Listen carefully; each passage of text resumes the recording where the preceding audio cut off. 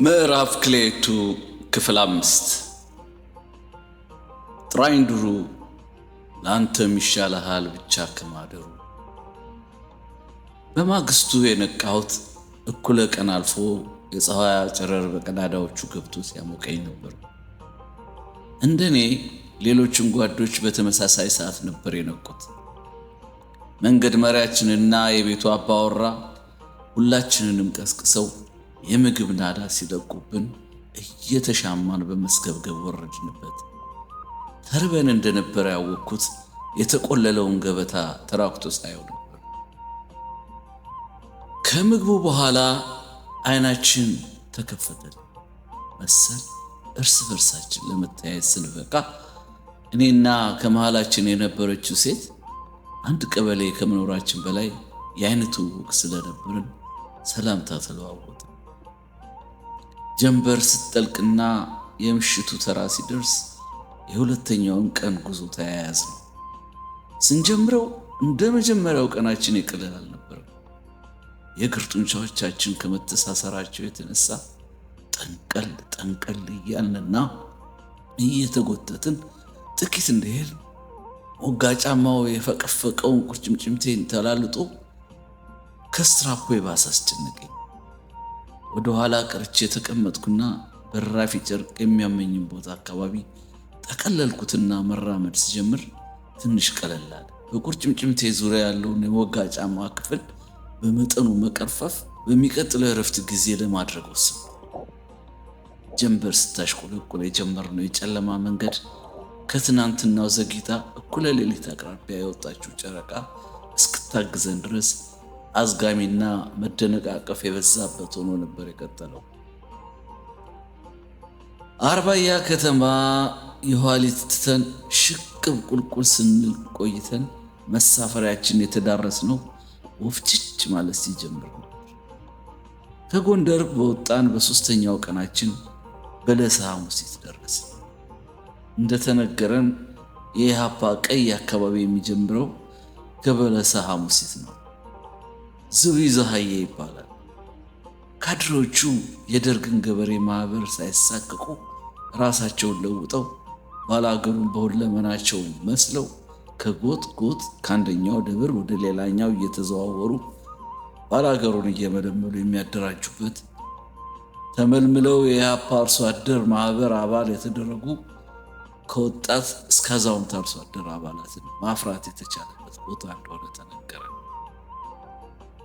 ይሄኛው የማረፊያ መንደር ራሳቸውን ከባላገሩ ጋር ያመሳሰሉ የፓርቲው ካድሬዎች በርከት ብሎ የሚገኙበት በመሆኑ የተገለጠልን በማግስቱ ሲነጋ። በቅንጭብ በተከለለው መንደር ውስጥ ፀሐይዋን በቀን ለማየት በመቻላችን ተደስተን ሳናበቃ የፓርቲያችንን መዝሙሮች የሚዘምሩ የገጠር ሕፃናት ስናይ ደግሞ የበለጠ ተደመምን። በመንገድ ብዛት ተዳክሞ የነበረው ስሜታችን ሲነቃቃ አካላችን ተፍታታ።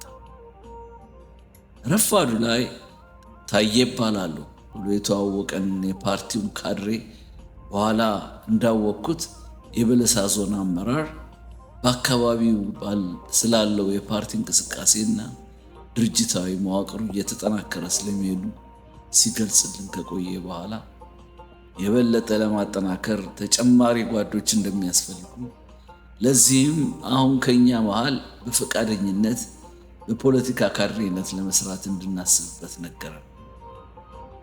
ከዚህ በኋላ ያሰ ወደሚገኝበት ጠለምት ለመሻገር 3 ቀን ጉዞ እንደሚቀረን፣ ሆኖም የደርግ ሰራዊት አሰሳ ላይ ስለሆነ ጸጥታው ተረጋግቶ ጉዟችንን እስክንቀጥል ድረስ ሁለት ሆነን በአርሶ አደር መንደር እንደምንቆይ ተነገረ። በቆይታችሁ ጊዜ ከአርሶ አደሩ ጋር ለመግባባትና ኑሮውንም ለመረዳት እድል ማግኘት ብቻ ሳይሆን ትምህርትም ታገኙበታላችሁ። ትግል ማለት ጠመንጃ ይዞ መዋጋት ብቻ ሳይሆን ልንሞትለትና መስዋዕት ልንሆንለት ቃል የገባንለትን አርሶ አደር አንቅቶና አደራጅቶ የትግሉ ተመልካይ ሳይሆን ባለቤት ማድረግ ጭምር ነው። ቀደም ያሉ ጓዶች ራሳቸውን መስዋዕት አድርገው በጠረጉትና ባደላደሉት መስመር እናንተ እዚህ ደርሳችኋል። ይህ ትግል ለጓዶቻችን ከዚህ የበለጠ የተመቻቸ መስመር ፈጥረን ከጎንደር ጥግ ጀምሮ ያለ ስጋት የሚተላለፉበት መንገድ ለማዘጋጀት ተጨማሪ ስራ መስራት ግድ ይላል አለን። በድልድሉ እኔና ከአዲስ አበባ የመጣው በበረሃ ስሙ ጀንበር አንድ ላይ ተመደብንና ጓድ ታዬ በመደብልን ካድሬ አማካኝነት ከበለሳ ሐሙሲት በግምት 2 ሰዓት ርቀት ላይ የምትገኝ ቆጥ ሄድን። ከ3 ቀን በኋላ ተመልሰን መጠለያው ስንሰበሰብ ጓድ ታዬ ሌሎች ካድሬዎችን ጨምሮ ስለ ቆይታችንና ስላገኘነው አዲስ ልምድ ሲጠያይቀን ቆይቶ በካድሬነት የመቀጠል ፍላጎት ያለው እንዳለ በድጋሚ ጠየቀን። ማናችንም ፈቃደኝነት አላሳየን። ፈቃደኛ ሲያጣ በራሱ ምርጫ ከጎንደር የመጣውን አንድ መምህርና ከአዲስ አበባ ከመጡት 2 ወጣቶች አንደኛውን በቀጥታ ጥያቄ ያቀረበላቸው። ሁለቱም እንደተማከረ ሰው የመጣ ነው ይሄንን ፋሽስት በጠመንጃ ፊት ለፊት ተፋልመን መስዋዕት ለመሆን ብቻ ነው በማለት አሻፈረኝ። እንደ እውነቱ ከሆነ በእኔም ልብ ውስጥ ያለው የሐሰን መቀላቀል ስቋመጥበት የኖርኩት ህልሜ ስለነበር ምንም እንኳ ፓርቲው አስፈላጊ ነው ብሎ ባመነበት የትግል ዘርፍና ተልዕኮ የመቀበል ግዴታ እንዳለብኝ ባውቅም ከዚህ ህልም የሚያደናቅፈኝ ጥያቄ ለመቀበል ዝግጁ አልነበርኩም። ደግነቱ ጥያቄው በቀጥታ ለእኔ ባለመቅረቡ እፎይታ ነበር የተሰማኝ። ከታዬ ጋር የነበረው ሌላው ካድሬ ማኦ እያሉ በቅጽል ስም የሚጠሩት የበረሃ ስሙ ጥላውን የሚባል ጠይም ጀርጋጋ ለስላሳ ሰው በመካከል ገባና የትግልና የመስዋዕትነት ትንሽና ትልቅ የሚባል እንደሌለው ተናገረ። ዋናው ጉዳይ ፓርቲው ያለውን የሰው ኃይል እንዳስፈላጊነቱ ስለ አባላቱ አቅምና ችሎታ ካለው መረጃ በመነሳት ቢመድብ በቅድሚያ ለግለሰቡ ምቅ ችሎታውን አውጥቶ የመጠቀም ዕድል ሲከፍትለት፣ በሁለተኛ ደረጃ ደግሞ ትክክለኛውን ሰው በትክክለኛ ቦታ በመመደብ ትግሉን ወደፊት ለማራመድ እንደሚያግዝ አትዘንጉት። እያንዳንዷን ቀን በአግባቡ ከተጠቀምንባት በሕዝባችን ላይ እየደረሰ ያለውን መከራ በአንድ ቀን እያሳጠር ወደ ድላችን እየቀረብን መሄዳችንን አንዘንጋ። አስቀድሞ ፈቃደኝነታችሁን የጠየቅነውም ከዚህ መሰረታዊ ጉዳይ አንጻር ነው። ይህንን መቼም ለእናንተ ይጠፋችኋል ብለን አንገምትም በማለት እንድናስብበት ለእኛ ትቶ ወደ ጉዟችን ጉዳይ ተሻገረ። ከዚህ በኋላ እስከ ሰራዊታችን ቤዝ መዳረሻ ያለውን መንገድ የሚሸኛችሁ እኔ ነኝ። በመስመሮቹ መበጣጠስና በበሮች መዘጋት የተነሳ ተሰናክለው የነበሩ ሌሎች ጓዶች ስለሚጨመሩ ጉዟችን ተጨማሪ ጥንቃቄ ያስፈልገዋል። የምንጠነቀቀው ከተያዝን በእያንዳንዳችን ሕይወት ላይ ከሚደርሰው አደጋ በይበልጥ በብዙ መስዋዕትነትና ትጋት የከፈትናቸው የመውጫ መስመሮች አደጋ ላይ እንዳይወድቁ ከማሰብ ነው። ማናችንም በምንም መንገድና ሁኔታ ሕይወታቸው አደጋ ላይ ያሉ ጓዶቻችንን መውጫ አጥተው በፋሽስቶች እጅ እንዲወድቁ እንደማንፈቅድ የታወቀ ነው። ስለሆነም ጉዟችሁ እያንዳንዱ ቅጽበት ከኋላችሁ የቀሩትንና ከደርግ ጋር እየተፋለሙ ያሉ ጓዶቻችሁን እያሰባችሁ ይሁን። በእኔና እናንተ ስህተት ምክንያት የእነሱ ሕይወት አደጋ ላይ እንዳይወድቅ በመጠንቀቅ ተራመዱ። ከመስመር መሪው የሚሰጣችሁ መመሪያ አክብሩ። ከብዛታችን የተነሳ የምንጓዘው መስመር ሰርተን ስለሆነ መልእክት የሚተላለፈው በቅብብሎሽ ነው። በጨለማ ውስጥ ስንጓዝ እንዳንጠፋፋ ተቀራርበን እግር ለእግር እየተጣባበቅን ሲሆን ጨረቃ ከወጣች እንደ አስፈላጊነቱ በመሃላችን ያለውን ርቀት እንጨምራለን። በተቻለ መጠን የተቀበላችሁትን መልእክት ሳትጨምሩና ሳትቀንሱ አስተላልፉ። እርስ በርሳችሁ ተደጋገፉ፣ ተጠባበቁ። የደከመው በጣም የደከመውንና የባሰበትን ለማገዝ ይሽቀዳደም። እንዲህ ካደረግን ካሰብን እንደርሳለን አለና መከረን። ቀጥሎ የከተማ መጠሪያ ስሞቻችን በአዲስ የበረሃ መጠሪያ ስሞች ተተኩ። ለእኔም ዳኘው የሚል የጫካ ስም ተሰጠኝ። እንደ በፊቶቹ ቀናት የዛሬውን ጉዞ ከመሸ ተጀመረ። እንደተባለው ሌሎች 8 ጓዶች ተጨምረው ቁጥራችን ወደ 15 ከፈሉ። በመንገዳችን መልእክት መለዋወጥ ሲያስፈልገን በተነገረ መሰረት በቅብብሎች ነበር። ትልቁን የመናን ወንዝ አቋርጠን እኩለ ሌሊት አለፍ እንዳለ ሳህላ የሚባል አገር ደረስን። ወደ መንደሮች መቃረባችን የሚታወቀው የውሾች ጩኸት ሲበዛ ነው። መሪያችን ማኦ እንድንቆም መልእክት ካስተላለፈና አረፍ ብለን እንድንጠብቀው ነግሮን ወደ መንደሮቹ አመራ። በግምት ከግማሽ ሰዓት በላይ ቆይቶ ከ2 መሳሪያ የታጠቁ ኮበሎች ጋር ተመልሶ መጣ።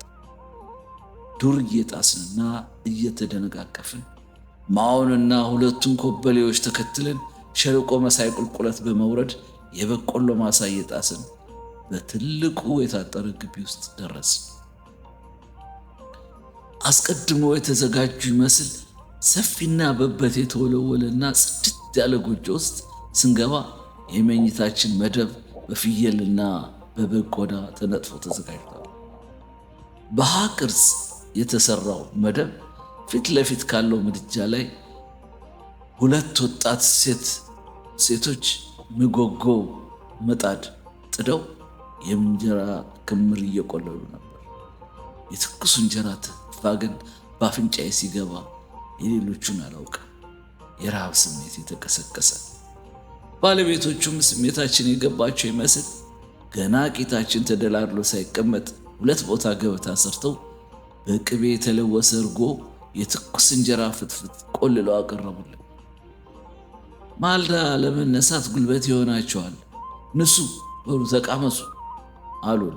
ከማኦ ጋር አጅበውን የመጡት ኮበሉት። እንቅልፍ እያዳፋኝ የነበረው የመጀመሪያውን ጉርሻ እንደወረወርኩ ተነቃቃሁና ተመቻችቼ ጠመድኩት። እንደዚህ ያለ እየበሉት የሚያስጎመጅ ምግብ አይችም ቀምሼም የማውቅ አልመስል እስኪለኝ ድረስ ተገተርኩት። ገበታው ሳሳ ሲል በላይ ከምጣድ የወጣ ትኩስ እንጀራ እየተጨመረ ጠግበን አስተርፈን በተዘጋጀልን መደብ ላይ ተፈነገል። አረፋፍደን ከእንቅልፋችን ስንነቃ ከተኛንበት መደብ ፊት ለፊት በሴቶቹ ቦታ ኮበሎቹ ተተክተው አንዳች በሚያክል ብረት ምጣድ ላይ የስጋ ክምር ያምሳሉ። ሽታው ጎጆዋን ሞልቷታል። ከተኛንበት መደብ ሳንወርድ ለእኛ ተብሎ የታረደው ፍየል ግማሹ በቅቅል ግማሹ በብረት ምጣድ ጥብስ ተዘጋጅቶ በ3 ገበታ ተሰርቶ ቀረበልን። የማር ጠጅና ብርዝ በ2 እንስራ መሰል ገንቦ ቀረበና ብሉ ጠጡ ሆነ። የቆላማው ሙቀት ከፊታችን እየተንቀለቀለ ካለው ምድጃ እሳት ጋር ሆኖ ላባችን መንቆርቆሩን የታዘቡት የቤቱ አባወራ ላይታችሁ በሰሌን የተሰራ ዳስ ውስጥ እንድንዛወር ትእዛዝ በመስጠታቸው ነፍሳችን መለስ ሲል የቀረበልንን ምግብና መጠጥ እየተጫወትን አወራረድ ነው። ጉዞ ከጀመርን ለመጀመሪያ ጊዜ ፈታ ብለን የተጫወትንበትና የማይረሳ ትዝታ ያሳለፍኩበት ጊዜ ሲሆን ከሁሉም በላይ የሳህላ ሴቶችን መራራ ስቃይ የተመለከቱበትን ወቅት ነበር። እንጀራውን በ3 ገበታ ሰርተው ያቀረቡልንና መጠጡን አቀራርበው ሲያስተናግዱን የነበሩት ወንዶች ብቻ ስለነበሩ ምናልባት በአገሩ ባህል ሴት ልጅ እንግዳ ፊት የማትቀርብበት ምክንያት ይኖር ይሆን በሚል ጥርጣሬ በጨዋታ መካከል አንስተን ሴቶቹ የት ገቡ በማለት ስንጠይቅ ነበር የተገለጸልን። እኛ ተሰብስበን ያለ ገደብ የምንጠጣውን ጠላና ጠጅ ለመጥመቅና ለመጣል የሳህላ እናቶችና ወጣት ሴቶች ዶሮ ሳይጮህ ተነስተው ቀኑን ሙሉ ሲጓዙ ብለው በጀርባቸው አንዳች የሚያክልን ስራ ከወንዙ አድቀ ቀርተው ወደ መንደር የሚመለሱት ከቀኑ 9 ሰዓት አካባቢ ነበርና ቀን ላይ ሰፈር ውስጥ የሚገኙት ወንዶች ብቻ ነበሩ። ሌሊቱን ምጣድ አስምተው እንጀራ ሲጋግሩ ያየናቸው ኮረዳ ሴቶች በቀን የተሰወሩበት ምስጢር ግልጽ ሆነ። ከእኩለ ሌሊት ጀምረው ለዕለቱ የሚሆነውን እንጀራ ጋግረው በጎን ወጥ ሰርተው እንቅልፍ ሳይተኙ ደግሞ ውሃ ለመቅዳት የውሎ መንገድ ሄደው አንዳንዴም ጀንበር ስታሽቆለቁል መንደር ይደርሳሉ። ይህ አይነቱ ነገር ለሳህላ ሴቶች የዕለት ተዕለት ተግባር ነው። የበላነውንና የጠጣነውን ሳስብ የእነዚህን ምንዱባን ሴቶች ደም እንደጠጣን ሲታሰበኝ አንገቴን ደፋው። የእነዚህን አርሶ አደሮች ሕይወት የሚቀየረው እንዴት ነው? የትግላችን ዋነኛ ዓላማ ወይስ የተጓዳኝ ሥራ? እንዴትስ ነው የሚቀየረው? ለጊዜው በጭንቅላቴ የመጣ መልስ አልነበረኝ። ትግላችን ረጅምና መራራ ነው የተባለው አንዱ ክፍል ሳይሆን አይቀርም ብዬ ለብቻዬ ከራሴ ጋር ተነጋገርኩ። ባለ ግርማ ሞገሱ የቤቱ አባወራ ለመንቀሳቀስ ስንሰናዳ እግዚአብሔር ካሰብነው እንዲያደርሰን መንገዳችንን መሰናክል እንዳይገጥመን እንደሚጸልዩልን መርቀው አሰናበቱ። ክላሽንና ኤም1 የታጠቁት የሰውየው ልጆች ከፊትና ኋላ እያጀቡን በግምት የ1 ሰዓት መንገድ ድረስ አብረው ከሄዱ በኋላ ተሰናብተው ተመለሱ። ሁለቱ ኮበሎች እንደተለዩን መንገድ መሪያችን ማኦ አጭር ስብሰባ አድርጎ ጥብቅ መመሪያ ሰጠ። ከዚህ በኋላ ያለው ጉዞ ከመጣንበት የተለየ ጥንቃቄ የሚያስፈልገው ነው። የፋሽስቱ ደርግ ገበሬ ማህበር ጥበቃዎች ከፍተኛ ጥበቃና አሰሳ እንዲያደርጉ ታዘው ተሰማርተዋል። የምንጓዘው ከዋና መንገድ ወጥተን ከብትና ወሬ የጣሰውን አሳቻ መንገድ እየተከተልን ስለሚሆን እንዳትጠፋፉ ተጠጋግታችሁ ተከተሉ። ጨረቃዋ የምትወጣው ዘግይታ ስለሆነ መንገዱን አስቸጋሪ ቢያደርግብንም ከእይታ ውጭ በመሆናችን መልካም አጋጣሚ ነው። የያዛችሁት ዕቃ የከበዳችሁ ለኔ ስጡኝ አለና የተወሰኑ ጓዶችን ጓዝ ሰብስቦ በጋቢው ጠቅልሎ አዘለና ጉዞ ጀመረ።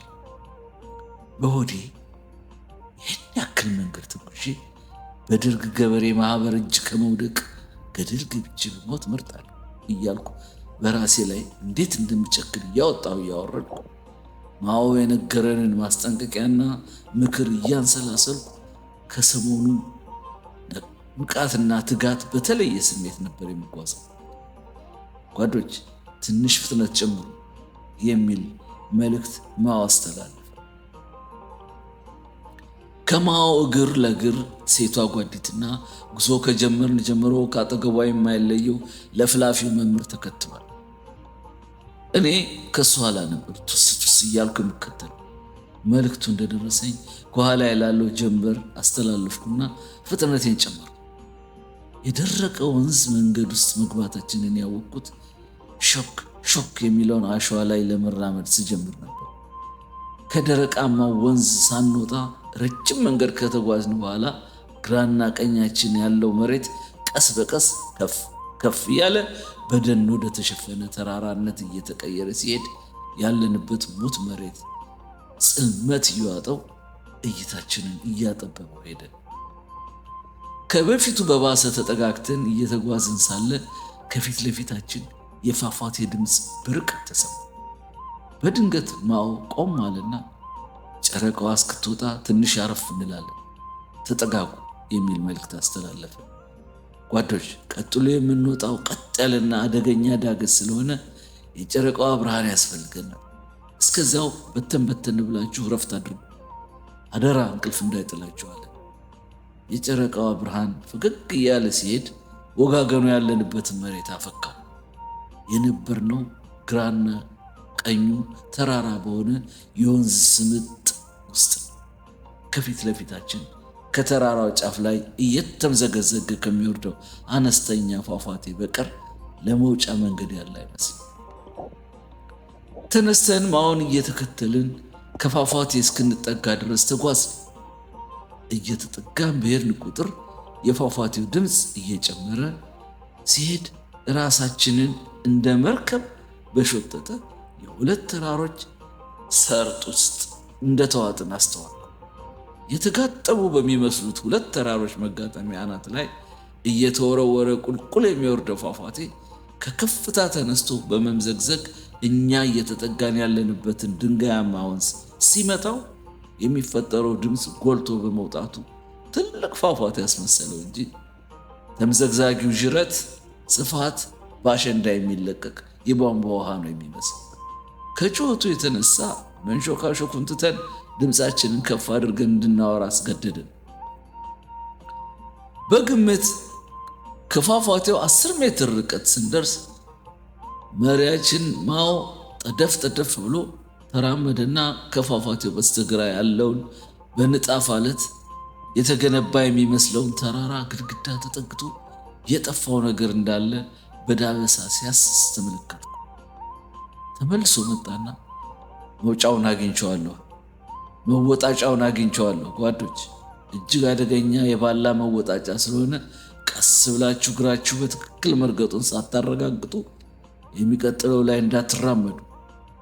ተራ በተራ እየተጠባበቅን በመከታተል ከፊት ያለው እግሩን ሲነቅል ከኋላ የተከተለው የፊተኛው በለቀቀለት ባላ ላይ እየተንጠላጠለና የያዘውን እየረገጥን እንወጣለን። ወደ ኋላ ዞራችሁ የመጣችሁበትን ለማየት እንዳትሞክሩ አደራ። ጨርሳችሁ ወጣችሁ እስክጨርሱ ይሄ መመሪያ መከበር አለበት ካለን በኋላ መውጣት ጀመር። የአገሬው ሰው በባላ ግንዶች ጉማጅ አቀጣጥሎ በጠፍርና በገመድ የሰራው ቆላውን ከደጋው የሚያገናኝ መወጣጫ ነበር። ከፍ እያልን በወጣን ቁጥር የሚያጣብቁን እስኪመስል የሁለቱ ተራሮች አለት ስፋት እየጠበበና እየሾጠጠ ሲሄድ ከበላያችን እንደ ጀት የሚያፏጭ የንፋስ ድምፅ ተሰማ። ጓዶች፣ የደጋው አፋፍ ላይ ተቃርበናል። አናቱ ላይ ከመውጣታችሁ ፊት ደረታችሁን በለበሳችሁ ጨርቅ ሸፍኑ አለን። ቆላማውን የሰሃላም መሬት ጨርሰን ወደ ደጋማው የሰሜን ጓሳ ምድር እየገባን ነበር። ሁላችንም ጨርሰን መውጣታችንን ካረጋገጠ በኋላ መሪያችን ማኦ ሌላ ጥብቅ መመሪያ ሰጠ። አሁን ያለነው ነጭ ግዛት ደርግ ሙሉ ለሙሉ የሚቆጣጠረው መሬት ውስጥ ነው።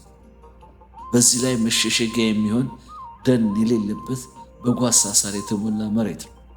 በረጅሙ ተራርቀን ሳይነጋብን ደሊብዛን ከተማ አቋርጠን ማረፊያችን እስክንደርስ እንጓዛለን በማለት አጥብቆ ካስጠነቀቀ በኋላ ፍጥነቱን ጨምሮ ተራመደ። ሜዳማ የሚመስለው የጓሳ መንገድ ከተራራ የበለጠ በቀላሉ የሚገፋ ነው። እግሮቻችን ወደፊት ከመራመድ ይልቅ የኋሊት ይገፈትሩ ጀመር። በትናንሽ ርቀት የተጀመረው በየመካከላችን ያለው ልዩነት እየሰፋ ሰልፉም እየተበጣጠሰ ጥቂት የማይባሉ ጓዶች ከዓይናችን እስኪርቁ ወደ ኋላ ቀሩ። ይስሐቅ ወደ ኋላ ቀርቷል የሚል መልእክት መጣ። ለማኦ ሳስተላልፍለት ማኦ በድንገት ቆም አለና ጎበዝ፣ ይሄ እኮ ቀልድ አይደለም፣ የቀልድ ቦታ አይደለም። ምን ማለት ነው ቀርቷል ማለት አለና እያኩተመተመ ወደ ኋላ ተመለሰ። ይስሐቅ ከአዲስ አበባ ከመጡት ጓዶች አንዱ ነበር። የግራ እግሩ ከጭኑ መጋጠሚያ ስር የተላቀቀ እስኪመስል በቀኝ እግሩ ኃይል ብቻ እየተሳበ ያቃስታል። ወይኔ ይስሐቅ፣ ወይኔ እንደዚህ መሆኑን ባውቅ እግሬ ላላነሳትም ከዚህ የደርግ ጥይት ቢበላኝ ይመርጣለሁ ወይኔ ይላል እየደጋገመ። በማኦ ድጋፍ አጠገባችን ሲደርስ ወዶ ተዘረረ። ቢለመን ቢባል ግደሉኝ እንጂ አልነቃነቅም፣ አሻፈረኝ። በሁናቴው ግራ የተጋባው ማኦ ለጊዜው ማረፊያ እስኪገኝ ለጥቂት ጊዜ ተበራቶ እንዲሄድ ቢያግባባው ሞቴን እዚሁ ያድርገው በማለት አሻፈረኝ ሲል ጓዶች ይህን ጓዝ ተከፋፍላችሁ ያዙልኝ አለና ጊዜያዊ ማረፊያ ፍለጋ ብቻውን ሄደ። ሲመለስ ይስሐቅን አንከብክቦ አዘለና ተከተሉኝ ብሎ ገሰገሰ። ማረፊያ የተባለው የታጨደ የገብስ ክምር ነበር። ለ30 ደቂቃ ያህል አርፈን እንነሳለን። እንቅልፍ እንዳያጠቃችሁ አደራ፣ ከነጋብን ሁላችንም ያበቃልናል አለንና ከክምሩ ስር ተጠጋግተን አረፍን። ደቂቃ ያረፍን ሳይመስለን 30 ደቂቃዋ አበቃችና ጉዞ ተጀመረ። ይስሐቅ እያመመውም ቢሆን ለእሱ ሲባል የተከፈለውን አደጋ የሚያስከትል መስዋዕትነት የተገነዘበ ይመስል በዱላ እየታገዘ መንገዱን ቀጠለ።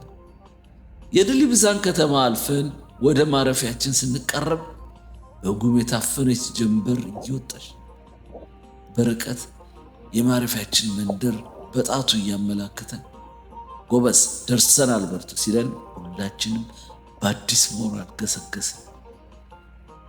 በጉም የታፈነው የድልብዛ ሰማይ እንደጠቆረ መሳፈሪያችን ደረሰ። በደስታና ሞቅ ባለ ሰላምታ የተቀበሉን እዛው ድልብዛ ወረዳ አስተማሪ ሆነው የሚያገለግሉ የድርጅታችን አባላት እንደሆኑ አወቅን። ሙሉ ለሙሉ ነፃ ባይወጣም አስተማሪዎች የሚኖሩበት አካባቢ ወደ ቀይነት የተቀየረ ነበር። ባልና ሚስት እንደሆኑ የጠረጠርኳቸው መምህራን በጋርደው ከታወቀው የሰሜን ኮረፌ ጋር አቅርበውልን ስንጫወት አረፈድ። መንገድ ከገባን ከ10 ቀን በኋላ ከጨለማ ጉዞ የምንገላገልበት የመጨረሻው ድንበር ላይ እንደደረስን ሲያበስሩን ወደር የሌለውን ደስታ ተሰማን። እንዳውሬ በጨለማ ስንጓዝ ከርመን በብርሃን ፀሐይ የሞቅን የድልብዛን ኮረፌ ብንጎነጭም ፀሐይ የሞቅን የሚለው እንኳን ይቅርብኝ፣ ለድልብዛ ቆፈናማ አየር የሚመጥን ቃል አልነበረምና። ምክንያቱም የፀሐይ ብርሃንን እናየዋለን እንጂ እንሞቀዋለን ማለት ስለማይቻል ነው። ፍንትው ብላ በወጣችው ፀሐይ ቆርጦ የሚመጣው የሚያኮማትር ቅዝቃዜ ነበር። ከበለሳ እስከ ሰሜን ድልብዛ ከተማ የነበሩትን አስቸጋሪና ፈታኝ ጉዞዎች ሲመራ የቆየው ጓድማው ለሌላ መንገድ መሪ አስረክቦን መመለሱ ግድ ሆነ። በበረሃ መጠሪያው ጥላሁን ማኦ ከመጀመሪያዎቹ ዘማቾች ጋር በለሳ ቀርቶ የኢህአፓ መዋቅር በመዘርጋትና በማጠናከር ከፍተኛ አስተዋጽኦ ሲያደርግ ቆይቶ መስዋዕት የሆነ ጓድ ነበር። ጥንካሬው፣ በራስ መተማመኑና ከልብ የመነጨ ትህትናውና ፍቅሩን እኔ ላይ እንደተጋባ ሁሉ ብዙዎቻችንም ላይ እንደተዳረሰ አልጠራጠርም። ማኦ በሐሳቤ ስስላቸው የነበሩ አይበገሬ አባዎች ምሳሌ ሆኖ ነበር ያገኘሁት። እኔ ያክል እንደሱ ያሉ ጓዶች እንዳሉ ገና ወደሚሄድበት የሰራዊታችን ቤዝ ለማየት ጓጓሁ። እንደነዚህ ያሉ ራሳቸውን ለሰፊው ሕዝብ ነፃነት የሰጡ ጓዶችን ያፈራ ፓርቲ የማይቀረውን ድል ከመጎናጸፍ የሚያቆመው ኃይል እንደማይኖር ሳስበው ልቤ በሐሰት ተሞላ። የዚያ ፓርቲ አባል እንዲሆኑ ከተመረጡት ጓዶች አንዱ መሆኔ ከሰጠኝ መንፈሳዊ ኩራት በላይ የፓርቲ አባልነቴ በመስዋዕትነት ለሚገኘው ክብር ቀዳሚ የመሆን እድሉን እንደሚያጎናጽፈኝ ሳስበው ደግሞ አንዳች የደስታ ስሜት ወረረኝ።